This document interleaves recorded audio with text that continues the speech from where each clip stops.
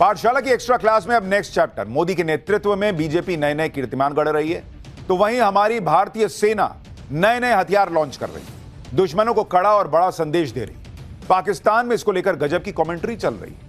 अभी जयपुर में ऑपरेशन सिंदूर में इस्तेमाल किए गए हथियार निकले तो वहां मुनीर की आर्मी के प्राण सूखने लगे भाई। मुनीर के आतंकी आर्मी भी छाती पीटने लगी। अरे भाई, ब्रह्मोस, पिनाका, भैरव बटालियन, ये सब तो ट्रेलर है जिसका सैंपल पाकिस्तान देख चुका, भैरव बटालियन को छोड़कर। अब लाहौर से रावलपिंडी वाया इस्लामाबाद ये चर्चा तेज हो गई है कि 26 जनवरी को क्या ही होने वाला है। पाकिस्तान का ये डर क्यों सता रहा है, उसको इस स्पेशल रिपोर्ट में समझिए। ये प्रलय मचाने वाली प्रलय मिसाइल है। ये ऑपरेशन सिंदूर में कहर बरपाने वाली ब्रह्मोस मिसाइल।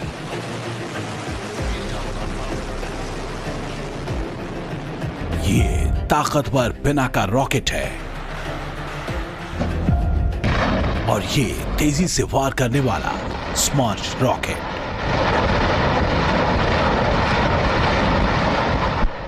सोचिए, इन मिसाइलों और रॉकेट को एक ही व्यक्ति कमांड दे, एक साथ दागा जाए, एक ही लोकेशन को टारगेट किया जाए, तो फिर तबाही कितनी बड़ी होगी, कितना घातक अटैक होगा। फिर सामने पाकिस्तान हो या चीन, पल भर में कयामत बनकर टूटेंगे हिंदुस्तान के ये हथियार। ये इरादा है हिंदुस्तानी फौज का। ना ही सैनिकों के नुकसान का खतरा होगा और ना ही न्यूक्लियर वॉर की संभावनाएं। अगर पाकिस्तान का जंगी जुनून नहीं छूटा तो आसिम मुनीर की कल्पना से भी ज्यादा, शहबाज शरीफ की उम्मीदों के पार, एक इशारा मिलते ही ये हथियार कयामत बनकर टूटेंगे।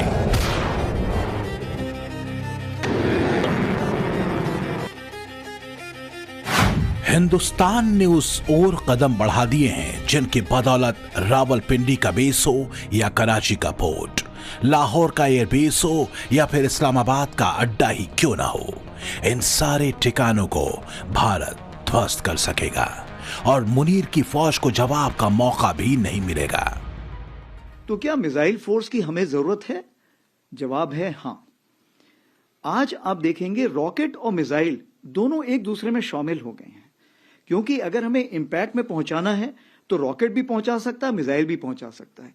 इसीलिए हमसे अगर आप पूछिए तो हम रॉकेट मिसाइल फोर्स की तरफ देख रहे हैं।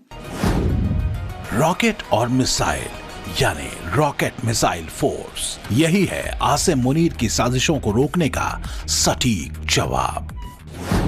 आसान शब्दों में कहें तो रॉकेट मिसाइल फोर्स भारतीय सेना की ऐसी स्पेशल यूनिट होगी जिसके पास मिसाइलों और रॉकेट को लॉन्च करने का जिम्मा होगा और फिर लंबी दूरी तक डीप स्ट्राइक आसानी से मुमकिन हो सकेगी। मौजूदा वक्त में मिसाइलों का जखीरा भारत की तीनों सेनाओं के पास है। ऐसे में जब इन्हें लॉन्च करने की जरूरत पड़ती है तो तीनों ही सेनाएं इन्हें अपनी अपनी जरूरत के हिसाब से अलग अलग समय पर लॉन्च करती हैं और इसका इस्तेमाल करती हैं। जो मिसाइल थल सेना के पास में है उसका एक्सेस वायु सेना को नहीं दिया जा सकता है और ना ही नेवी कमांड को ये ऑर्डर होते हैं कि वो वायु सेना की जो मिसाइल्स हैं उनको ऑर्डर देकर चला सके, यानी कि कोई भी आर्मी जो है वो एक दूसरे के मामलों में इंटरफेयर नहीं कर सकती है। यही नियम रॉकेट सिस्टम पर लागू होता है। थल सेना के पास जितने भी रॉकेट हैं उनके संचालन की परमिशन थल सेना के पास है, मगर रॉकेट मिसाइल फोर्स के बाद इसमें बदलाव हो सकेगा। एक तरह से कहें तो एक ही जगह पर बैठकर मिसाइल और रॉकेट एक साथ दागने की व्यवस्था होगी।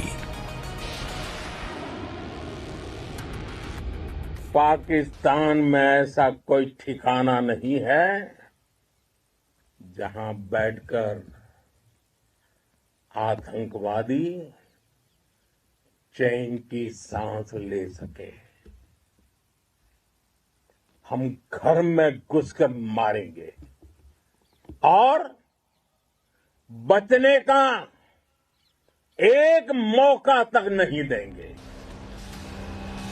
फिलहाल हिंदुस्तान के पास दो कैटेगरी की मिसाइलें हैं। पहली वो जिनसे न्यूक्लियर हमला किया जा सकता है, इनका नियंत्रण स्ट्रेटेजिक फोर्सेस कमांड के पास है, और दूसरी तरह की मिसाइलें पारंपरिक तरीके की होती हैं, मतलब बगैर परमाणु हथियार गिराए भीषण तबाही मचाने का मादा रखती हैं। इसी दूसरी तरीके की मिसाइलों का कंट्रोल रॉकेट मिसाइल फोर्स की यूनिट को मिल सकता है।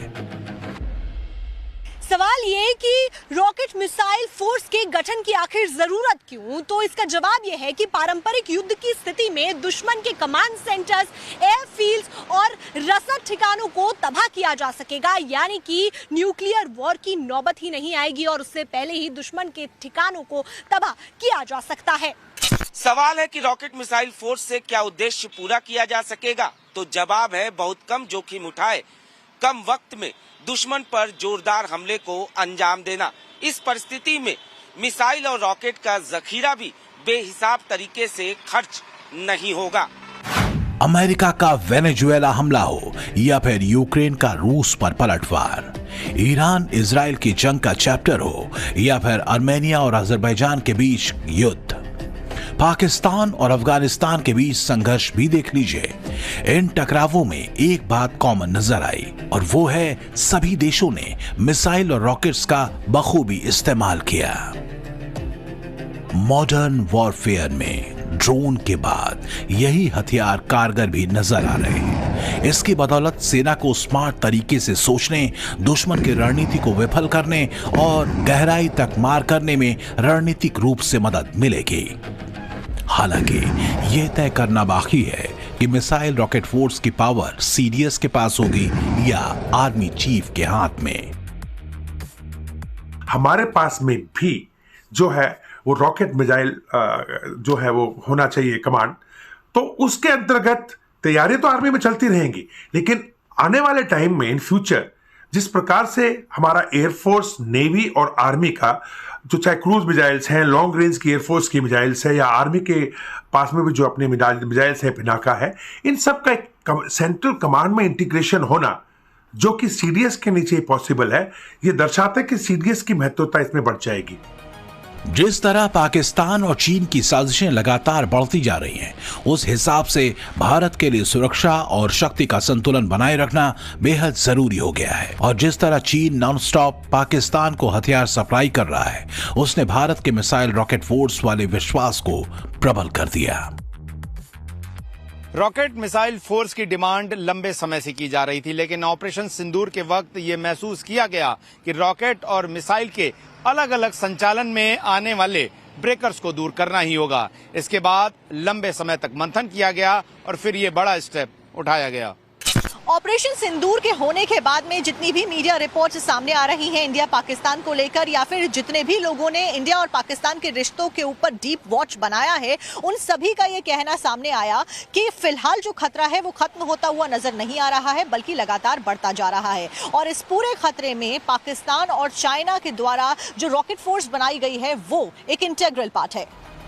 पाकिस्तान ने अगस्त 2025 में आर्मी रॉकेट फोर्स कमांड यानी ARFC का गठन किया। चीन ने people's liberation army rocket force यानी PLARF को 2016 में बनाया था। पाकिस्तान ने अपनी नॉन न्यूक्लियर मिसाइल और रॉकेट्स को एक साथ लाने पर जोर दिया, जबकि चीन ने परमाणु हथियारों से लेकर गैर न्यूक मिसाइलों को इनसे लैस किया।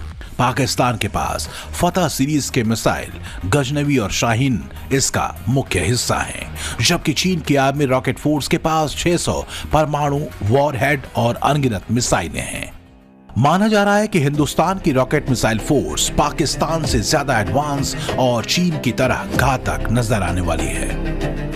पाकिस्तान की आर्मी रॉकेट फोर्स कमांड का मकसद ही भारत से पश्चिमी मोर्चे पर टक्कर लेना है, मगर क्या वो इसमें सफल हो पाएगा? क्या मुनीर के मंसूबे मुकाम तक पहुंच पाएंगे? इन्हें डिकोड करें तो फिलहाल नामुमकिन ही दिखता है, क्योंकि हिंदुस्तान की मिसाइल रॉकेट फोर्स में जिन हथियारों को तवज्जो दी जा रही है उनके नाम हैं ब्रह्मोस, प्रलय और पिनाका। इस स्पेशल यूनिट की रीढ़ होगी प्रलय मिसाइल, जो 150 किलोमीटर से लेकर 500 किलोमीटर तक अटैक कर सकती है। इसे airbase, radar station, command centre जैसे अहम ठिकाने तबाह करने के लिए बनाया गया है। दुनिया की सबसे तेज क्रूज मिसाइल ब्रह्मोस की रेंज 290 से 450 किलोमीटर है। समंदर, हवा और जमीन से इसे लॉन्च किया जा सकता है। इसके आगे कोई भी ठिकाना बच नहीं सकता। जबकि पिनाका रॉकेट सिस्टम की मारक क्षमता 120 किलोमीटर हो चुकी है। इंडियन आर्मी डिमांड कर रही है कि उसके पास 2200 एयर लॉन्च बैलिस्टिक मिसाइलें मुहैया कराई जाए ताकि हिंदुस्तान की तरफ आंख उठाने की जुर्रत पाकिस्तान न कर सके। समय की मांग है कि हमें ऐसी फोर्स खड़ी करनी पड़ेगी। उस चीज को मद्देनजर रखते हुए जैसे हमारा पिनाका है जिसको 120 किलोमीटर की रेंज में चेक किया गया है, हमने ऑलरेडी कुछ कॉन्ट्रैक्ट साइन किए हुए रॉकेट के जो 150 हैं जिसको हम बाद में 300-450 किलोमीटर की भी रेंज पे भी देखेंगे। उसी प्रकार से आपने प्रलय के बारे में अभी सुना होगा, क्या कार्रवाई हो ही रही है। ब्रह्मोस तो आपको पता ही है, कुछ और भी ऐसे सैंक्शंस हमारे पास हैं जिसको हम आगे लेके जाएंगे। तो मैं यही आपको सारांश में बताना चाहूंगा कि ये समय की जरूरत है और इसको हम जितनी जल्दी इसको ऑर्गेनाइज करें उतना हमें इफेक्टिवनेस लाने में फायदा होगा। अब सवाल ये कि भारत की तीनों सेनाओं के पास में 35 से ज्यादा मिसाइलें हैं, मगर ब्रह्मोस और प्रलय को शुरुआत में क्यों चुना गया? हिंदुस्तान ने पिनाका रॉकेट सिस्टम पर आखिरकार इतना जोर क्यों दिया? ऐसी क्या वजह रही कि रॉकेट मिसाइल फोर्स में ड्रोन नहीं रखे गए? क्यों परमाणु हथियारों को इस स्पेशल यूनिट में शामिल नहीं किया जा सकेगा? इन सब का जवाब जानेंगे तो कहेंगे कि इंडियन आर्मी बहुत दूर की सोचती है और ये सब आसिम मुनीर की सोच से परे है। दरअसल प्रधानमंत्री नरेंद्र मोदी का फोकस मेड इन इंडिया हथियारों पर है। जो भी डील की जा रही है उसमें यह ध्यान रखा जा रहा है कि ज्यादा से ज्यादा पार्ट इंडिया का हो और इस पैमाने पर एकदम सटीक उतरते हैं ब्रह्मोस, प्रलय और पिनाका। भारत के पास सैकड़ों ब्रह्मोस मिसाइल होने का दावा किया जाता है। ब्रह्मोस मिसाइल बनाने की फैक्ट्रियां देश के 4 अलग अलग अहम शहरों में हैं। कयास ये लगाया जा रहा है कि आने वाले समय में भारत इतनी ब्रह्मोस मिसाइलें तैयार कर लेगा कि पाकिस्तान को कई बार वो तबाह कर सकेगा। आंकड़ों से लेकर जंगे मैदान तक पाकिस्तान से कोसों आगे है हिंदुस्तान। जिस शाहीन मिसाइल को पाकिस्तान ने अपनी आर्मी रॉकेट फोर्स कमांड का हिस्सा बनाया है वो ऑपरेशन सिंदूर के बाद टेस्टिंग में क्रैश हो चुकी है और गजनवी का ट्रैक रिकॉर्ड भी सुनेंगे तो पाकिस्तान की प्लानिंग पर तरस आएगा। 10 बार से ज्यादा फेल हो चुकी है पाकिस्तान की ये मिसाइल और वो भी चंद किलोमीटर की दूरी पर ही। और फिर फतह रॉकेट भी ऑपरेशन सिंदूर के दौरान दागा गया जो कि एक खेत में पड़ा मिला। मेरी समझ से जो integrated tri service rocket force है उसकी command chief of the defence staff को दी जानी चाहिए। कारण ये कि पिनाका हो या प्रलय हो या दूसरी तरफ ब्रह्मोस मिसाइल हो या तीसरी तरफ विक्रमादित्य एयरक्राफ्ट कैरियर हो, इन सब की ज्वाइंट कमांड एक व्यक्ति के हाथ में है, वो है सीडीएस। दूसरी बात, जो सीडीएस है he is an adviser to the national command authority. एक तरफ हिंदुस्तान है जिसकी मिसाइलों के बारे में कहा जाता है कि अगले 1 दशक में भी पाकिस्तान इनका तोड़ नहीं निकाल पाएगा और दूसरी तरफ पाकिस्तान का मिसाइल प्रोग्राम दूसरे देशों से कॉपी किया गया है जिस पर कोई भरोसा नहीं करता। ऐसे में अंदाजा लगाया जा सकता है आमने सामने की जंग में दोनों देशों के स्पेशल यूनिट में कौन बाजी मारेगा, भारत की रॉकेट मिसाइल फोर्स या पाकिस्तान की आर्मी रॉकेट फोर्स कमांड। हर किसी का जवाब होगा हिंदुस्तान और इसका ट्रेलर इंडियन एयरफोर्स दिखा चुकी है। Bureau report, times now, Navbharat. पाठशाला की एक्स्ट्रा क्लास में अब नेक्स्ट चैप्टर। मोदी के नेतृत्व में बीजेपी नए नए कीर्तिमान गढ़ रही है तो वहीं हमारी भारतीय सेना नए नए हथियार लॉन्च कर रही है, दुश्मनों को कड़ा और बड़ा संदेश दे रही। पाकिस्तान में इसको लेकर गजब की कमेंट्री चल रही। अभी जयपुर में ऑपरेशन सिंदूर में इस्तेमाल किए गए हथियार निकले तो वहां मुनीर की आर्मी के प्राण सूखने लगे। भाई, मुनीर के आतंकी आर्मी भी छाती पीटने लगी। अरे भाई, ब्रह्मोस, पिनाका, भैरव बटालियन, ये सब तो ट्रेलर है जिसका सैंपल पाकिस्तान देख चुका भैरव बटालियन को छोड़कर। अब लाहौर से रावलपिंडी वाया इस्लामाबाद ये चर्चा तेज हो गई है कि 26 जनवरी को क्या ही होने वाला है। पाकिस्तान का ये डर क्यों सता रहा है उसको इस स्पेशल रिपोर्ट में समझिए। ये प्रलय मचाने वाली प्रलय मिसाइल है। ये ऑपरेशन सिंदूर में कहर बरपाने वाली ब्रह्मोस मिसाइल।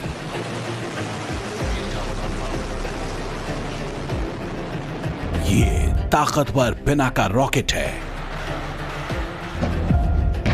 और ये तेजी से वार करने वाला स्मर्च रॉकेट।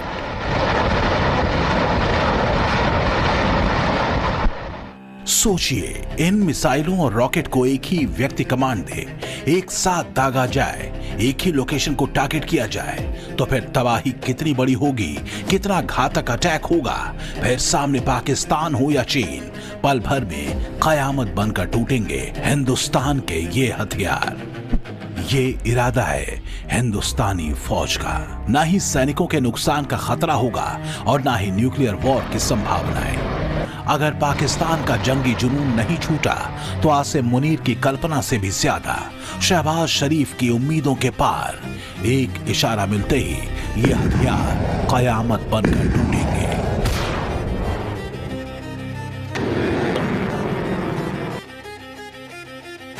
हिंदुस्तान ने उस ओर कदम बढ़ा दिए हैं जिनकी बदौलत रावलपिंडी का बेस हो या कराची का पोर्ट, लाहौर का एयरबेस हो या फिर इस्लामाबाद का अड्डा ही क्यों ना हो, इन सारे ठिकानों को भारत ध्वस्त कर सकेगा और मुनीर की फौज को जवाब का मौका भी नहीं मिलेगा। तो क्या मिसाइल फोर्स की हमें जरूरत है? जवाब है हां। आज आप देखेंगे रॉकेट और मिसाइल दोनों एक दूसरे में शामिल हो गए हैं, क्योंकि अगर हमें इंपैक्ट में पहुंचाना है तो रॉकेट भी पहुंचा सकता है, मिसाइल भी पहुंचा सकता है। इसीलिए हमसे अगर आप पूछिए तो हम रॉकेट मिसाइल फोर्स की तरफ देख रहे हैं। रॉकेट और मिसाइल यानी रॉकेट मिसाइल फोर्स, यही है आसिम मुनीर की साजिशों को रोकने का सटीक जवाब। आसान शब्दों में कहें तो रॉकेट मिसाइल फोर्स भारतीय सेना की ऐसी स्पेशल यूनिट होगी जिसके पास मिसाइलों और रॉकेट को लॉन्च करने का जिम्मा होगा और फिर लंबी दूरी तक डीप स्ट्राइक आसानी से मुमकिन हो सकेगी। मौजूदा वक्त में मिसाइलों का जखीरा भारत की तीनों सेनाओं के पास है।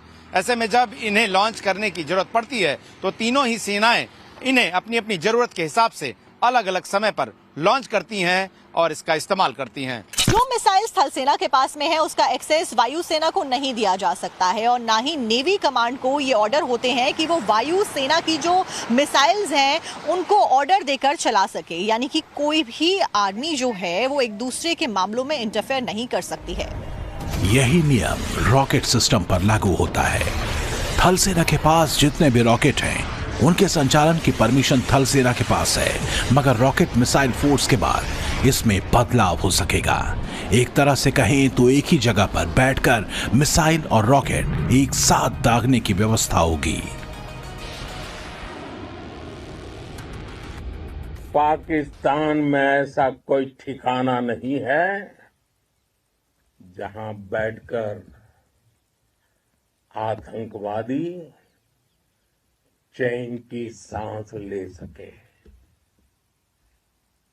हम घर में घुसकर मारेंगे और बचने का एक मौका तक नहीं देंगे।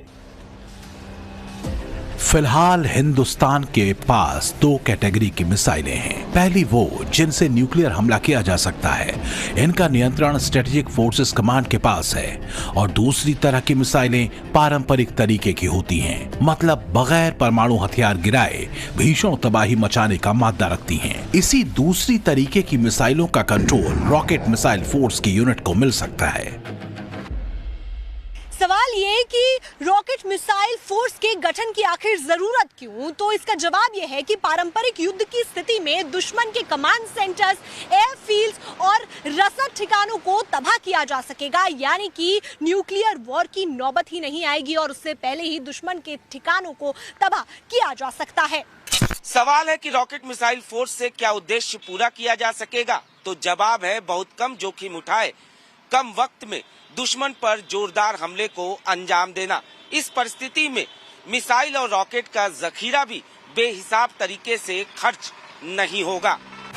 अमेरिका का वेनेजुएला हमला हो या फिर यूक्रेन का रूस पर पलटवार, ईरान इजराइल की जंग का चैप्टर हो या फिर आर्मेनिया और अजरबैजान के बीच युद्ध, पाकिस्तान और अफगानिस्तान के बीच संघर्ष भी देख लीजिए। इन टकरावों में एक बात कॉमन नजर आई और वो है सभी देशों ने मिसाइल और रॉकेट्स का बखूबी इस्तेमाल किया। मॉडर्न वॉरफेयर में ड्रोन के बाद यही हथियार कारगर भी नजर आ रहे हैं। इसकी बदौलत सेना को स्मार्ट तरीके से सोचने, दुश्मन की रणनीति को विफल करने और गहराई तक मार करने में रणनीतिक रूप से मदद मिलेगी। हालांकि यह तय करना बाकी है कि मिसाइल रॉकेट फोर्स की पावर सीडीएस के पास होगी या आर्मी चीफ के हाथ में।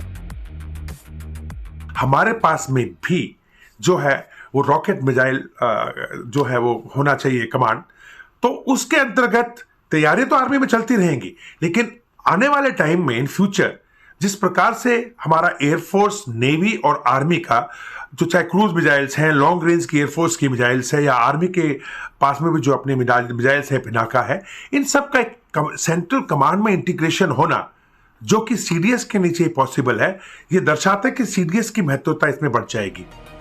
जिस तरह पाकिस्तान और चीन की साजिशें लगातार बढ़ती जा रही हैं, उस हिसाब से भारत के लिए सुरक्षा और शक्ति का संतुलन बनाए रखना बेहद जरूरी हो गया है। और जिस तरह चीन नॉनस्टॉप पाकिस्तान को हथियार सप्लाई कर रहा है, उसने भारत के मिसाइल रॉकेट फोर्स वाले विश्वास को प्रबल कर दिया।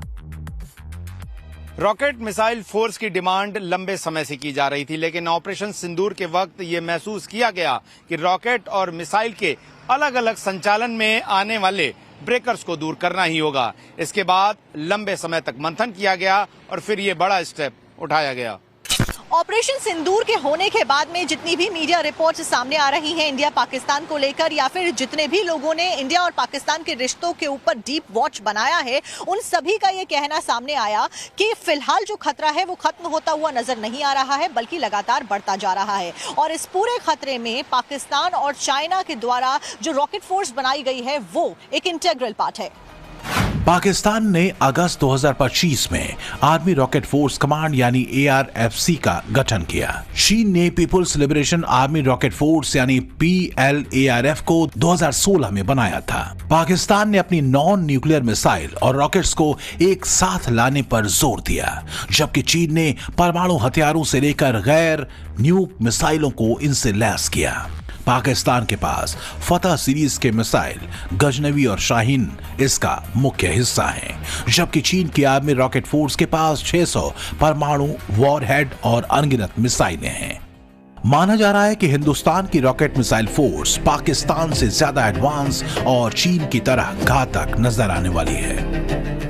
पाकिस्तान की आर्मी रॉकेट फोर्स कमांड का मकसद ही भारत से पश्चिमी मोर्चे पर टक्कर लेना है, मगर क्या वो इसमें सफल हो पाएगा? क्या मुनीर के मंसूबे मुकाम तक पहुंच पाएंगे? इन्हें डिकोड करें तो फिलहाल नामुमकिन ही दिखता है, क्योंकि हिंदुस्तान की मिसाइल रॉकेट फोर्स में जिन हथियारों को तवज्जो दी जा रही है उनके नाम हैं ब्रह्मोस, प्रलय और पिनाका। इस स्पेशल यूनिट की रीढ़ होगी प्रलय मिसाइल, जो 150 किलोमीटर से लेकर 500 किलोमीटर तक अटैक कर सकती है। इसे airbase, radar station, command centre जैसे अहम ठिकाने तबाह करने के लिए बनाया गया है। दुनिया की सबसे तेज क्रूज मिसाइल ब्रह्मोस की रेंज 290 से 450 किलोमीटर है। समंदर, हवा और जमीन से इसे लॉन्च किया जा सकता है। इसके आगे कोई भी ठिकाना बच नहीं सकता। जबकि पिनाका रॉकेट सिस्टम की मारक क्षमता 120 किलोमीटर हो चुकी है। इंडियन आर्मी डिमांड कर रही है कि उसके पास 2200 एयर लॉन्च बैलिस्टिक मिसाइलें मुहैया कराई जाए, ताकि हिंदुस्तान की तरफ आंख उठाने की जुर्रत पाकिस्तान न कर सके। समय की मांग है कि हमें ऐसी फोर्स खड़ी करनी पड़ेगी। उस चीज को मद्देनजर रखते हुए, जैसे हमारा पिनाका है जिसको 120 किलोमीटर की रेंज में चेक किया गया है, हमने ऑलरेडी कुछ कॉन्ट्रैक्ट साइन किए हुए रॉकेट के जो 150 हैं, जिसको हम बाद में 300 450 किलोमीटर की भी रेंज पे भी देखेंगे। उसी प्रकार से आपने प्रलय के बारे में अभी सुना होगा, क्या कार्रवाई हो ही रही है। ब्रह्मोस तो आपको पता ही है। कुछ और भी ऐसे सैंक्शंस हमारे पास हैं जिसको हम आगे लेके जाएंगे। तो मैं यही आपको सारांश में बताना चाहूंगा कि ये समय की जरूरत है, और इसको हम जितनी जल्दी इसको ऑर्गेनाइज करें उतना हमें इफेक्टिवनेस लाने में फायदा होगा। अब सवाल ये कि भारत की तीनों सेनाओं के पास में 35 से ज्यादा मिसाइलें हैं, मगर ब्रह्मोस और प्रलय को शुरुआत में क्यों चुना गया? हिंदुस्तान ने पिनाका रॉकेट सिस्टम पर आखिरकार इतना जोर क्यों दिया? ऐसी क्या वजह रही कि रॉकेट मिसाइल फोर्स में ड्रोन नहीं रखे गए? क्यों परमाणु हथियारों को इस स्पेशल यूनिट में शामिल नहीं किया जा सकेगा? इन सब का जवाब जानेंगे तो कहेंगे कि इंडियन आर्मी बहुत दूर की सोचती है और ये सब आसिम मुनीर की सोच से परे है। दरअसल प्रधानमंत्री नरेंद्र मोदी का फोकस मेड इन इंडिया हथियारों पर है। जो भी डील की जा रही है उसमें यह ध्यान रखा जा रहा है कि ज्यादा से ज्यादा पार्ट इंडिया का हो और इस पैमाने पर एकदम सटीक उतरते हैं ब्रह्मोस, प्रलय और पिनाका। भारत के पास सैकड़ों ब्रह्मोस मिसाइल होने का दावा किया जाता है। ब्रह्मोस मिसाइल बनाने की फैक्ट्रियां देश के 4 अलग अलग अहम शहरों में हैं। कयास ये लगाया जा रहा है कि आने वाले समय में भारत इतनी ब्रह्मोस मिसाइलें तैयार कर लेगा कि पाकिस्तान को कई बार वो तबाह कर सकेगा। आंकड़ों से लेकर जंग मैदान तक पाकिस्तान से कोसों आगे है हिंदुस्तान। जिस शाहीन मिसाइल को पाकिस्तान ने अपनी आर्मी रॉकेट फोर्स कमांड का हिस्सा बनाया है वो ऑपरेशन सिंदूर के बाद टेस्टिंग में क्रैश हो चुकी है और गजनवी का ट्रैक रिकॉर्ड भी सुनेंगे तो पाकिस्तान की प्लानिंग पर तरस आएगा। 10 बार से ज्यादा फेल हो चुकी है पाकिस्तान की ये मिसाइल और वो भी चंद किलोमीटर की दूरी पर ही। और फिर फतह रॉकेट भी ऑपरेशन सिंदूर के दौरान दागा गया जो कि एक खेत में पड़ा मिला। मेरी समझ से जो integrated tri service rocket force है उसकी command chief of the defence staff को दी जानी चाहिए। कारण ये कि पिनाका हो या प्रलय हो या दूसरी तरफ ब्रह्मोस मिसाइल हो या तीसरी तरफ विक्रमादित्य एयरक्राफ्ट कैरियर हो, इन सब की ज्वाइंट कमांड एक व्यक्ति के हाथ में है, वो है सीडीएस। दूसरी बात, जो सीडीएस है he is an adviser to the national command authority. एक तरफ हिंदुस्तान है जिसकी मिसाइलों के बारे में कहा जाता है कि अगले 1 दशक में भी पाकिस्तान इनका तोड़ नहीं निकाल पाएगा और दूसरी तरफ पाकिस्तान का मिसाइल प्रोग्राम दूसरे देशों से कॉपी किया गया है जिस पर कोई भरोसा नहीं करता। ऐसे में अंदाजा लगाया जा सकता है आमने सामने की जंग में दोनों देशों के स्पेशल यूनिट में कौन बाजी मारेगा, भारत की रॉकेट मिसाइल फोर्स या पाकिस्तान की आर्मी रॉकेट फोर्स कमांड। हर किसी का जवाब होगा हिंदुस्तान और इसका ट्रेलर इंडियन एयरफोर्स दिखा चुकी है। Bureau report, times now, Navbharat.